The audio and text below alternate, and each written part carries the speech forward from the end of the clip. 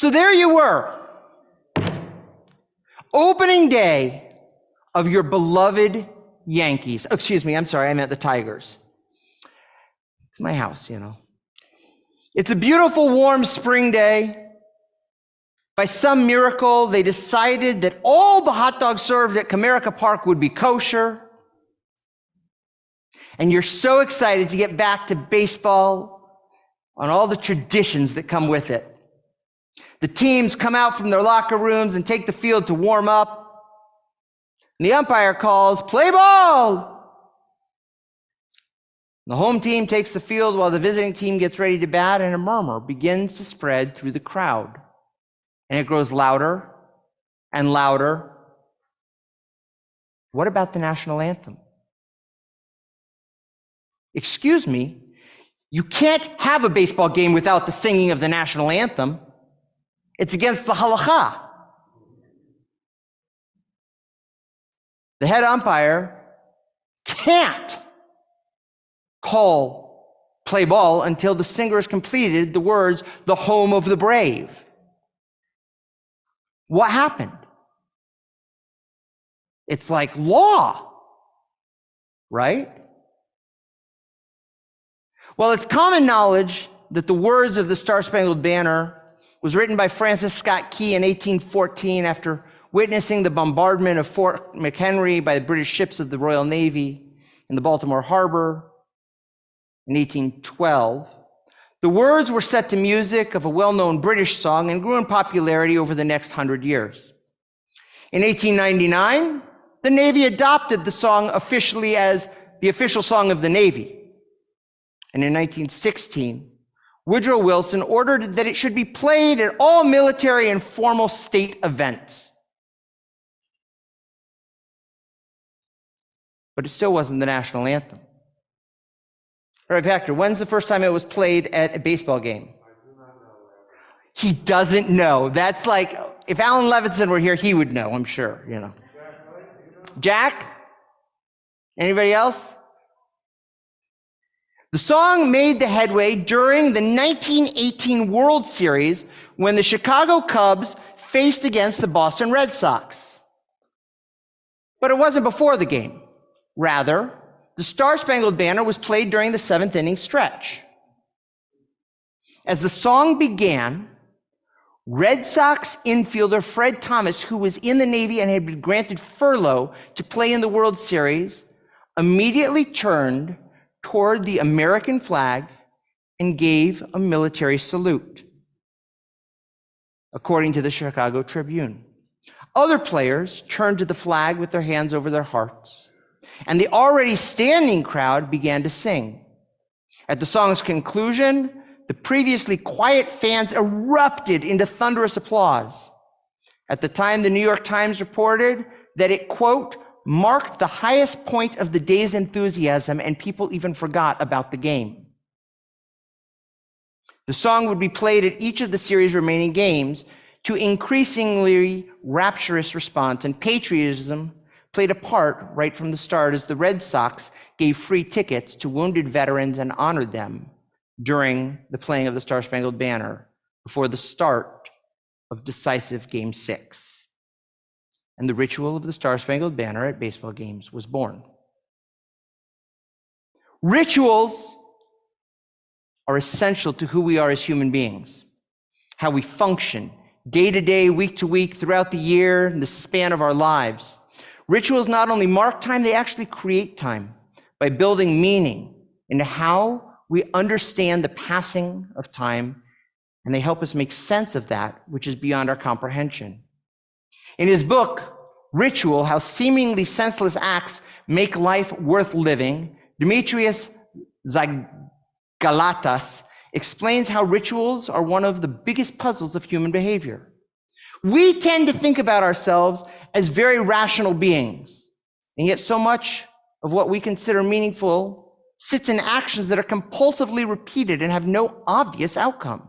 For example, when I perform a rain ritual, like us shaking our lulav and etrog, There's no connection between my movements and water falling from the sky. Or when someone blows on a pair of dice before throwing them at a gambling table, it doesn't make the dice roll a certain way, but we still do it. Even so, just because a ritual doesn't have any direct causal effect in the world, it does not mean that there's no effect at all. In fact, rituals play a very important function in human societies. They help individuals through their anxieties connect to one another. They help people find meaning. Zygoulatas reflects on what happens when rituals are taken away and we're thrown into turmoil. He says the COVID pandemic was one of the best places, examples of evidence for the importance of ritual. People turn to ritual to find social connection, soothe their anxiety. So this was the time that we needed those two things the most. But at the same time, people could no longer go out of their house, get together, perform collective ceremonies that are meaningful. So of course, what happened was the people spontaneously started adapting traditional ceremonies. For example, we saw the proliferation of drive-through weddings, birthday party car parades, and new ceremonies like people banging pots at 5 o'clock on their porches in support of one another, in support of first responders. Rituals are critical. So then we turn back to our Torah portion, and here comes Vayikra. Except for the truly beautiful and relatable chapters in the middle of the book dealing with holiness, interpersonal relationships, take care of the poor, the corners of your fields for the poor, honest in your dealings, don't hate, of course, the golden rule, love your neighbor as yourself. The rest of the book is primarily dealing with ritual. Ritual of daily sacrifices, ritual of weekly sacrifices, ritual of annual and celebratory sacrifices, rituals of impurities and illness and leaks of the body, ritual of what to eat and what don't eat, ritual. The entire book of the Torah is devoted to ritual. And we don't observe the majority of them. How many of you brought your daily offering yesterday and slaughtered it on the bima here? Are you sure? Okay.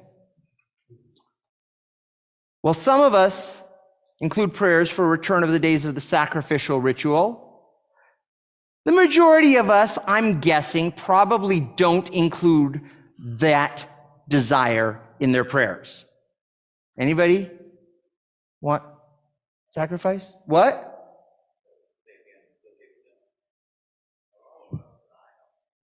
Say, I didn't hear you. In the Musaf prayer, there's the traditional one says it. The alternative at the bottom of the page has a different, but if you say the traditional words, it definitely says, bring it back. So where does that leave us, though? How do we connect to and understand the book of Leviticus with its focus on sacrificial ritual as a means of connecting to God if we don't sacrifice? We don't burn animals. Pleasing odor to the Lord. Are we missing something? So to understand this, I dove in to the idea of the pleasing odor. I, like many of us, may enjoy the smell of a good barbecue. There's something wonderful about that smell when my neighbors or I are grilling outside. It's just, Yet I also know that when something burns all the way through, the smell is rancid. It's horrific. So how could it be a pleasing odor? Our sages, in many different places, in midrashim and other ways, come to teach us that we need to look at the source of the word. Reach nichoach. Nichoach is a word which comes from the root noach, to relax, rest, repose. The sages in the midrash teach us it was not the specific smell of the sacrifices.